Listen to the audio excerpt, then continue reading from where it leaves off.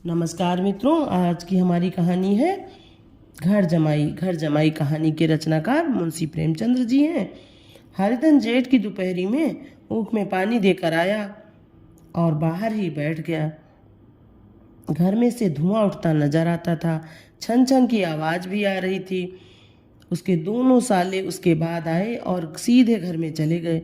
दोनों सालों के लड़के भी आए और उसी तरह अंदर दाखिल हो गए, पर हरिधन अंदर न जा सका। इधर 1 महीने से उसके साथ यहाँ जो बर्ताव हो रहा था और विशेषकर कल उसे जैसी फटकार सुननी पड़ी, वह उसके पाँव में बेड़ियां सी डाले हुए था। कल उसकी सास ही ने तो कहा था, मेरा जी तुझसे भर गया है, मैं तुम्हारी जिंदगी भर का ठेका लिए बैठी हूँ क्या। और सबसे बढ़कर अपनी स्त्री की निठुरता ने उसके हृदय के टुकड़े टुकड़े कर दिए थे। वह बैठी ये फटकार सुनती रही, पर एक बार तो उसके मुंह से निकलता, अम्मा तुम क्यों इनका अपमान कर रही हो। बैठी बैठी गट गट सुनती रही। शायद मेरी दुर्गत पर खुश हो रही थी। इस घर में वह कैसे जाए, क्या फिर वही गालियां खाने, वही फटकार सुनने के लिए। और आज इस घर में जीवन के 10 साल गुजर जाने पर यह हाल हो रहा है। मैं किसी से कम काम करता हूँ। दोनों साले मीठी नींद सोते रहते हैं और मैं बैलों को सानी पानी देता हूँ, छाटी काटता हूँ। वहाँ सब लोग पल पल पर चिलम पीते हैं, मैं आंखें बंद किए अपने काम में लगा रहता हूँ। संध्या समय घर वाले गाने बजाने चले जाते हैं, मैं घड़ी रात तक गाय भैंसे धोता रहता हूँ। उसका ये पुरस्कार मिल रहा है कि कोई खाने को भी नहीं पूछता, उल्टे गालियाँ मिलती हैं। उसकी स्त्री घर में से डोल लेकर निकली और बोली, जरा इसे कुएं से खींच लो, एक बूंद पानी नहीं है। हरिधन ने डोल लिया और कुएं से पानी भर लाया। उसे जोर की भूख लगी हुई थी, समझा अब खाने को बुलाने आवेगी, मगर स्त्री डोल लेकर अंदर चली गई तो वहीं की होकर रह गई। हरिधन थका मादा क्षुधा से व्याकुल पड़ा पड़ा सो गया। सहसा उसकी स्त्री गुमानी ने आकर उसे जगाया। हरिधन ने पड़े पड़े कहा, क्या है, पड़ा भी न रहने देगी या और पानी चाहिए। गुमानी कट सुर में बोली, गुर्राते क्यों हो, खाने को तो बुलाने आई हूँ। हरिधन ने देखा, उसके दोनों साले और बड़े साले के दोनों लड़के भोजन किए चले आ रहे थे। उसकी देह में आग लग गई। मेरी अब ये नौबत पहुंच गई कि इन लोगों के साथ बैठकर खा भी नहीं सकता। ये लोग मालिक हैं, मैं इनकी जूठी थाली चाटने वाला हूँ। मैं इनका कुत्ता हूँ जिसे खाने के बाद एक टुकड़ा रोटी डाल दी जाती है। यही घर है जहाँ आज से 10 साल पहले उसका कितना आदर सत्कार होता था। साले गुलाम बने रहते थे, सास मुंह जोहती रहती थी, स्त्री पूजा करती थी। तब उसके पास रुपए थे, जायदाद थी। अब वह दरिद्र है, उसकी सारी जायदाद को इन्हीं लोगों ने कूड़ा कर दिया। अब उसे रोटियों के भी लाले हैं। उसके जी में एक ज्वाला सी उठी कि इसी वक्त अंदर जाकर सास को और सालों को भिगो भिगो कर लगाए, पर जब्त करके रह गया। पड़े पड़े बोला, मुझे भूख नहीं है, आज न खाऊंगा। गुमानी ने कहा, न खाओगे मेरी बला से। हाँ, नहीं तो खाओगे, तुम्हारे ही पेट में जाएगा, कुछ मेरे पेट में थोड़े ही चला जाएगा। हरिधन का क्रोध आंसू बन गया। ये मेरी स्त्री है जिसके लिए मैंने अपना सर्वस्व मिट्टी में मिला दिया। मुझे उल्लू बनाकर ये सब अब निकाल देना चाहते हैं। वह अब कहाँ जाए, क्या करे। उसकी सास आकर बोली, चलकर खा क्यों नहीं लेते जी, रूठते किस पर हो। यहाँ तुम्हारे नखरे सहने का किसी में बूत नहीं है। जो देते हो मत देना, और क्या करोगे, तुमसे बेटी ब्याही है, कुछ तुम्हारी जिंदगी का ठीका नहीं लिखा लिया है। हरिधन ने मर्माहत होकर कहा, हाँ अम्मा, मेरी भूल थी कि मैं यही समझ रहा था कि अब मेरे पास क्या है कि तुम मेरी जिंदगी का ठीका लोगी। जब मेरे पास भी धन था तब सब कुछ आता था, अब दरिद्र हूँ, तुम क्यों बात पूछोगी। बूढ़ी सास भी मुंह फुलाकर भीतर चली गई। बच्चों के लिए बाप एक फालतू सी चीज, एक विलास की वस्तु है, जैसे घोड़े के लिए चने या बाबुओं के लिए मोहन भोग। माँ रोटी दाल है, मोहन भोग उम्र भर न मिले तो किसका नुकसान है। मगर एक दिन रोटी दाल के दर्शन न हो तो फिर देखिए क्या हाल होता है। पिता के दर्शन कभी कभी शाम सवेरे हो जाते हैं। वह बच्चे को उछालता है, दुलारता है, कभी गोद में लेकर या उंगली पकड़कर सैर कराने ले जाता है, और बस यही उसके कर्तव्य की इति है। वह परदेश चला जाए, बच्चे को परवाह नहीं होती, लेकिन माँ तो बच्चे का सर्वस्व है। बालक एक मिनट के लिए भी उसका वियोग नहीं सह सकता। पिता कोई हो उसे परवाह नहीं, केवल एक उछलने कूदने वाला आदमी होना चाहिए। लेकिन माता तो अपनी ही होनी चाहिए, 16 आने अपनी, वही रूप, वही रंग, वही प्यार, वही सब कुछ। वह अगर नहीं है तो बालक के जीवन का स्रोत मानो सूख जाता है। फिर वह शिव का नंदी है, जिस पर फूल या जल चढ़ाना लाजमी नहीं, अख्तियारी है। हरिधन की माता का आज 10 साल हुए देहांत हो गया था। उस वक्त उसका विवाह हो चुका था। वह 16 साल का कुमार था, पर माँ के मरते ही उसे मालूम हुआ मैं कितना निस्सहाय हूँ, जैसे उस पर उसका कोई अधिकार ही न रहा हो। बहनों के विवाह हो चुके थे, भाई कोई दूसरा न था। बेचारा अकेले घर में जाते ही डरता था। माँ के लिए रोता था, पर माँ की परछाई से डरता था। जिस कोठरी में उसने देह त्याग किया था, उधर वह आंख तक न उठाता। घर में एक बुआ थी, वह हरिधन का बहुत दुलार करती थी। हरिधन को अब दूध ज्यादा मिलता, काम भी कम करना पड़ता। बुआ बार बार पूछती, बेटा कुछ खाओगे? बाप भी अब उसे ज्यादा प्यार करता। उसके लिए अलग एक गाय मंगवा दी। कभी कभी उसे कुछ पैसे दे देता कि जैसे चाहे खर्च करो, पर इन मरहमों से वह घाव न पूरा होता था जिसने उसकी आत्मा को आहत कर दिया था। यह दुलार और प्यार उसे बार बार माँ की याद दिलाता। माँ की घुड़कियों में जो मजा था, वह क्या इस दुलार में था? माँ से मांग कर, लड़कर, ठुनक कर, रूठ कर लेने में जो आनंद था, वह क्या इस भिक्षादान में था? पहले वह स्वस्थ था, मांग कर खाता था, लड़ लड़ कर खाता था। अब वह बीमार था, अच्छे से अच्छे पदार्थ उसे दिए जाते, पर भूख न थी। साल भर तक वह इसी दशा में रहा। फिर दुनिया बदल गई। एक नई स्त्री, जिसे लोग उसकी माता कहते थे, उसके घर में आई और देखते देखते काली घटा की तरह उसके संकुचित भूमंडल पर छा गई। सारी हरियाली, सारे प्रकाश पर अंधकार का एक पर्दा पड़ गया। हरिधन ने इस नकली माँ से बात तक न की, कभी उसके पास नहीं गया। एक दिन घर से निकला और ससुराल चला गया। बाप ने बार बार बुलाया, पर उसके जीते जी वह फिर उस घर में न गया। जिस दिन उसके पिता के देहांत की सूचना मिली, उसे एक प्रकार की ईर्ष्या में हर्ष हुआ। उसकी आंखों से आंसू की एक बूंद भी न आई।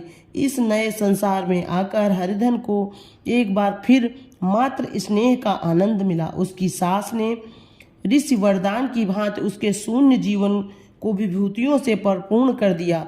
मरुभूमि में हरियाली उत्पन्न हो गई।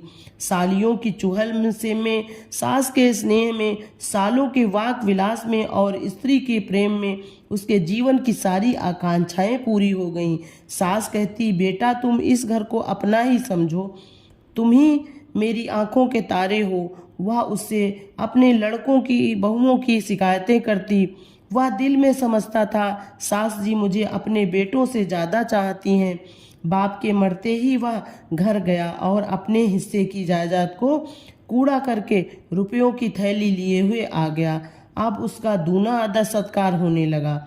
उसने अपनी सारी संपत्ति सास के चरणों में अर्पण करके अपने जीवन को सार्थक कर दिया। अब तक उसे कभी कभी घर की याद आ जाती थी, अब भूल कर भी उसकी याद न आती, मानो वह उसके जीवन का कोई भीषण कांड था जिसे भूल जाना ही उसके लिए अच्छा था।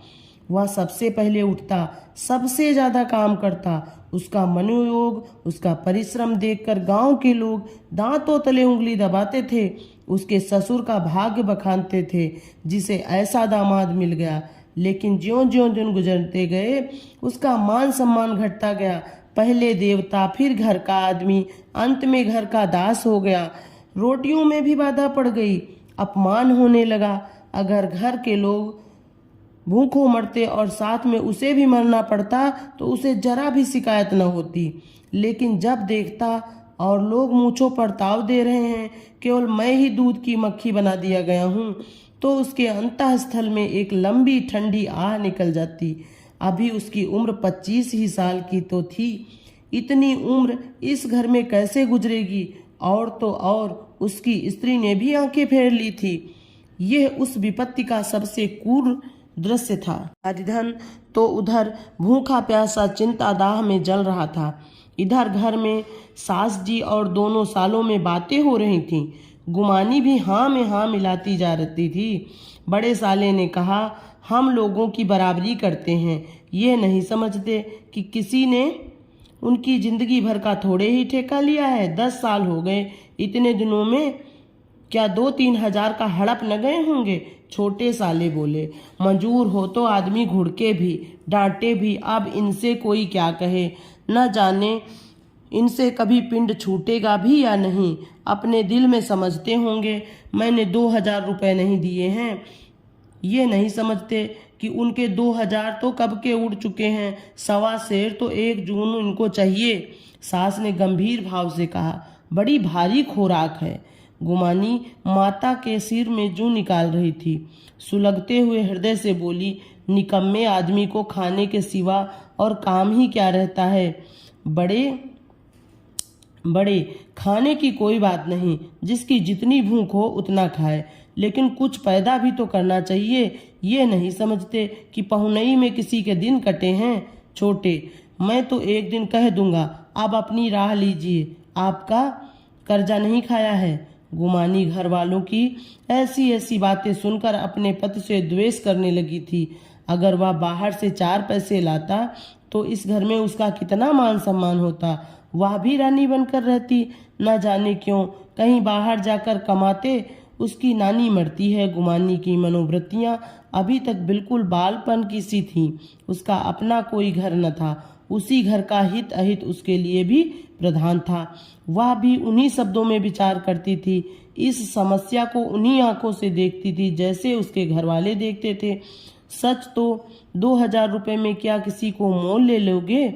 10 साल में 2000 होते ही क्या हैं?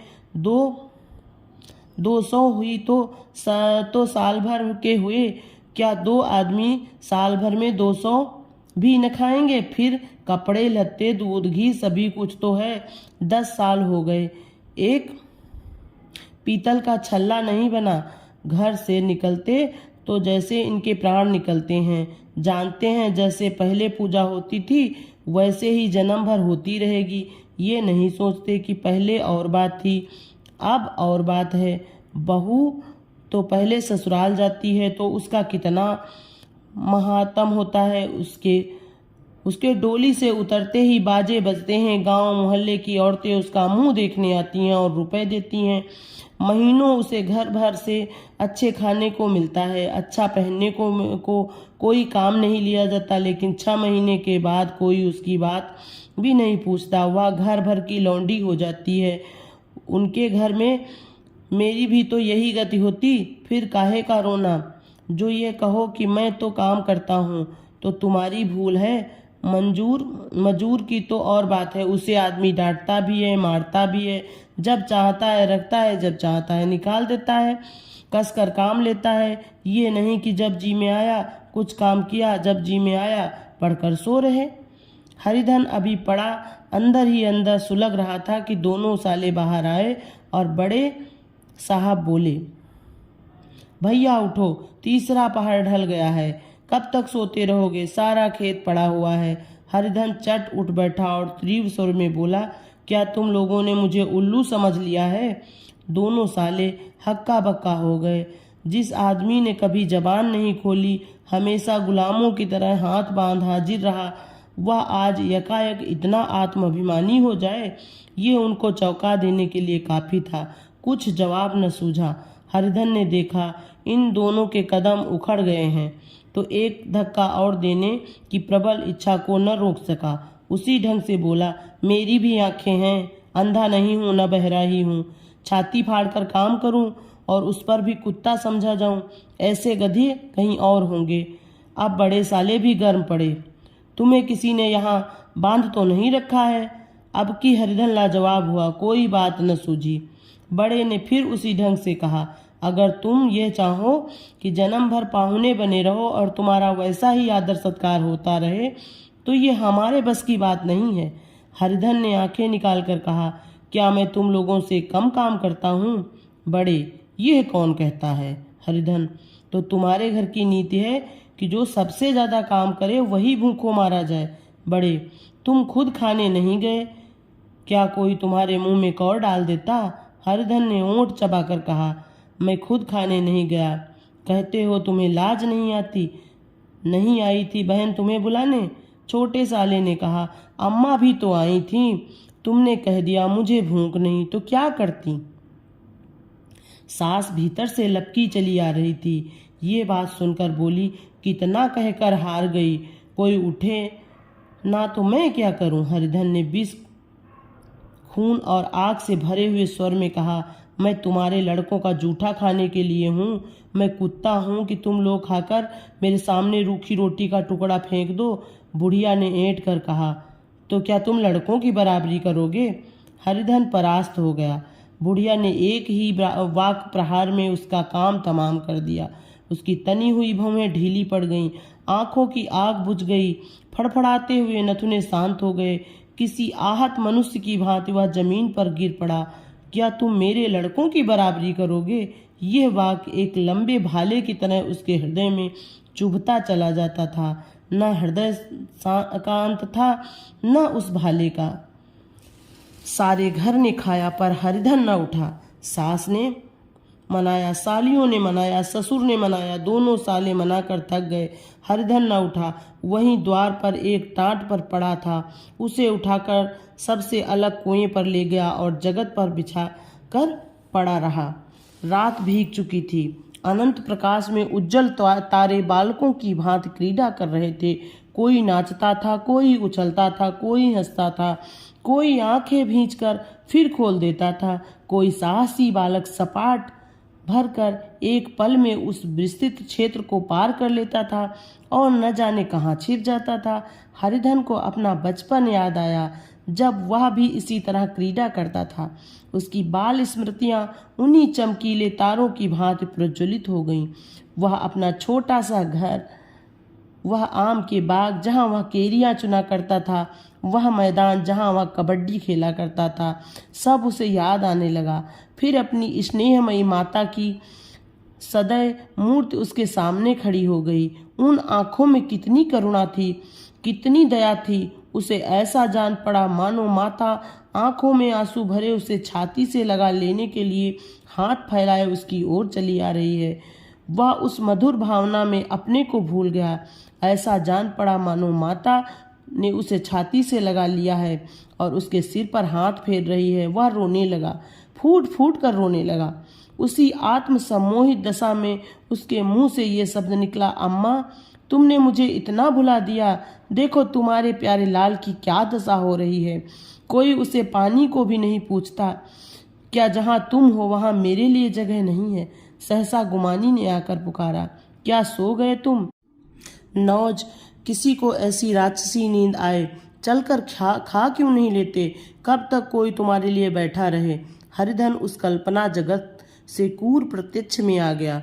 वही कुएं की जगत थी, वही फटा हुआ टाट, और गुमानी सामने खड़ी कह रही थी, कब तक कोई तुम्हारे लिए बैठा रहे? हरिधन उठ बैठा और मानो तलवार म्यान से निकाल कर बोला, भला तुम्हें मेरी सुध तो आई? मैंने तो कह दिया मुझे भूख नहीं है। गुमानी, तो कै दिन तक न खाओगे? अब इस घर का पानी भी न पीऊंगा। तुझे मेरे साथ चलना है या नहीं? दृढ़ संकल्प से भरे हुए इन शब्दों को सुनकर गुमानी सहम उठी, बोली, कहाँ जा रहे हो? हरिधन ने मानो नशे में कहा, तुझे इससे क्या मतलब? मेरे साथ चलेगी या नहीं? फिर पीछे से न कहना मुझसे कहा नहीं था। गुमानी आपत्ति के भाव से बोली, तुम बताते क्यों नहीं कहाँ जा रहे हो? तू मेरे साथ चलेगी या नहीं? जब तक तुम बता न दोगे मैं न जाऊंगी। तो मालूम हो गया तू नहीं जाना चाहती है। मुझे इतना ही पूछना था, नहीं तो अब तक मैं आधी दूर निकल गया होता। यह कहकर वह उठा और अपने घर की ओर चला।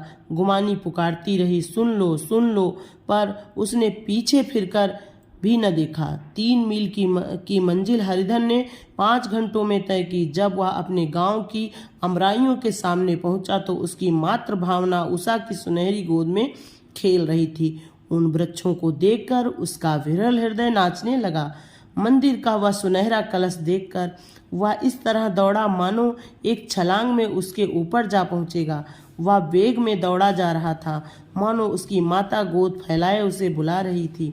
जब वह आमों के बाग में पहुंचा, जहां डालियों पर बैठकर वह हाथी की सवारी का आनंद पाता था, जहां की कच्ची बेरों और लिसोड़ों में एक स्वर्गीय स्वाद था, तो वह बैठ गया और भूमि पर सिर झुकाकर रोने लगा, मानो अपनी माता को अपनी विपत्ति कथा सुना रहा हो। वहां की वायु में, वहां के प्रकाश में मानो उसकी विराट रूपिणी माता व्याप्त हो रही थी।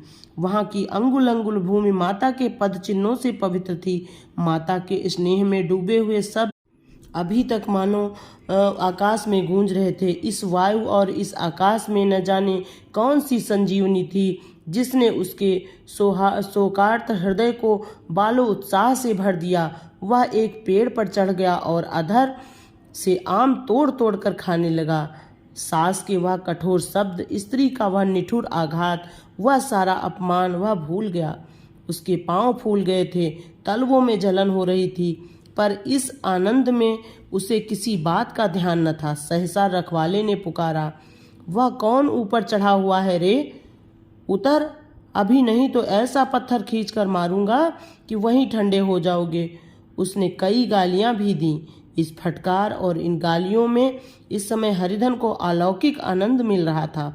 वह डालियों में छिप गया, कई आम काट काट कर नीचे गिराए और जोर से ठट्ठा मार कर हंसा। ऐसी उल्लास से भरी हुई हंसी उसने बहुत दिन से न हंसी थी। रखवाले को वह हंसी परिचित सी मालूम हुई, मगर हरिधन यहाँ कहाँ? वह तो ससुराल की रोटियां तोड़ रहा है। कैसा हंसोड़ा था, कितना चिलबिल्ला था, न जाने बेचारे का क्या हाल हुआ। पेड़ की डाल से तालाब में कूद पड़ता था। अब गांव में ऐसा कौन है? डांट कर बोला, वहां बैठे बैठे हंसोगे तो आकर सारी हंसी निकाल दूंगा, नहीं सीधे उतर आओ। वह गालियां देने जा रहा था कि एक गुठली आकर उसके सिर पर लगी। सिर सहलाता हुआ बोला, ये कौन शैतान है? नहीं मानता, ठहर तो मैं अभी आकर तेरी खबर लेता हूँ। उसने अपनी लकड़ी नीचे रख दी और बंदरों की तरह चटपट ऊपर चढ़ गया। देखा तो हरिधन बैठा मुस्कुरा रहा था। चकित होकर बोला, अरे हरिधन, तुम यहाँ कब आए? इस पेड़ पर कब से बैठे हो? दोनों बचपन सखा वहीं गले मिले। यहाँ कब आए? चलो घर चलो भले आदमी, क्या वहाँ आम भी मैसर न होते थे? हरिधन ने मुस्कुराकर कहा, मगरू, इन आमों में जो स्वाद है वह और कहीं के आमों में नहीं। गांव का क्या रंग ढंग है मगरू, सब चैन मैन है भैया। तुमने तो जैसे नाता ही तोड़ लिया। इस तरह कोई अपना गांव घर छोड़ता है? जब से तुम्हारे दादा मरे सारी गृहस्थी चौपट हो गई। 2 छोटे छोटे लड़के हैं, उनके किए क्या होता है? हरिधन, मुझे अब उस गृहस्थी से क्या वास्ता भाई, मैं तो अपना ले दे चुका हूँ। मजूरी तो मिलेगी ना? तुम्हारी गैया मैं ही चरा दिया करूँगा, मुझे खाने को दे देना। मगरू ने अविश्वास के भाव से कहा, अरे भैया, कैसी बात करते हो? तुम्हारे लिए जान तक हाजिर है। क्या ससुराल में अब न रहोगे? कोई चिंता नहीं, पहले तो तुम्हारा घर ही है, उसे संभालो। छोटे छोटे बच्चे हैं, उनको पालो। तुम नई अम्मा से नाहक डरते थे, बड़ी सीधी हैं बेचारी, बस अपनी माँ ही समझो। तुम्हें पाकर तो निहाल हो जाएंगी। अच्छा, घरवाली को भी तो लाओगे? हरिधन, उसका अब मुंह न देखूंगा, मेरे लिए वह मर गई। मगरू, तो दूसरी सगाई हो जाएगी। अब की ऐसी मेहरिया ला दूंगा कि उसके पैर धो धो कर पियोगे। लेकिन कहीं पहली भी आ गई तो हरिधन वह न आवेगी। हरिधन अपने घर पहुंचा तो दोनों भाई भैया आए कहकर भीतर दौड़े और माँ को खबर दी। उस घर में कदम रखते ही हरिधन को ऐसी शांति महिमा अनुभव हुआ मानो वह अपनी माँ की गोद में बैठा हुआ है। इतने दिनों ठोकर खाने से उसका हृदय कोमल हो गया था। जहाँ पहले अभिमान था, आग्रह था, हेकड़ी थी, वहाँ अब निराशा थी, पराजय थी और याचना थी। बीमारी का जोर कम हो चला था, अब उस पर मामूली भी असर कर सकती थी। किले की दीवारें छिद चुकी थीं, अब उसमें घुस जाना असह्य न था। वही घर जिससे वह एक दिन विरक्त हो गया था, अब गोद फैलाए उसे आश्रय देने को तैयार था। हरिधन का निरवलंबन मन यह आश्रय पाकर मानो तृप्त हो गया। शाम को विमाता ने कहा, बेटा तुम घर आ गए, हमारे धन भाग, अब इन बच्चों को पालो। माँ का नाता न सही, बाप का नाता तो है ही। मुझे एक रोटी दे देना, खाकर एक कोने में पड़ी रहूंगी। तुम्हारी अम्मा मेरा बहन का नाता है, इस नाते से भी तो तुम मेरे लड़के होते हो। हरिधन की मात्र विहरल आंखों को विमाता के रूप में अपनी माता के दर्शन हुए। घर के एक एक कोने में मात्र स्मृतियों की छटा चांदनी की भांति छिटकी हुई थी। विमाता का प्रौढ़ मुखमंडल भी उसी छटा से रंजित था। दूसरे दिन हरिधन फिर कंधे पर हल रखकर खेत को चला। उसके मुख पर उल्लास था और आंखों में गर्व। वह अब किसी का आश्रित नहीं, आश्रयदाता था। किसी के द्वार का भिक्षुक नहीं, घर का रक्षक था। एक दिन उसने सुना गुमानी ने दूसरा घर कर लिया। माँ से बोला, तुमने सुना काकी, गुमानी ने घर कर लिया। काकी ने कहा, क्या कर लेगी, ठट्ठा है, बिरादरी में ऐसा अंधेर, पंचायत नहीं अदालत तो है। हरिधन ने कहा, नहीं काकी, बहुत अच्छा हुआ, ला महावीर जी को लड्डू चढ़ाऊं। मैं तो डर रहा था कहीं मेरे गले ना आ पड़े। भगवान ने मेरी सुन ली। मैं वहां से यही ठान कर चला था, अब इसका मुंह न देखूंगा। Thanks for watching. अच्छी लगे तो कमेंट करके ये ज़रूर बताएं अब कौन सी कहानी आप सुनना चाहते हैं, और अगर सब्सक्राइब नहीं किया है तो सब्सक्राइब करें। Thanks for watching.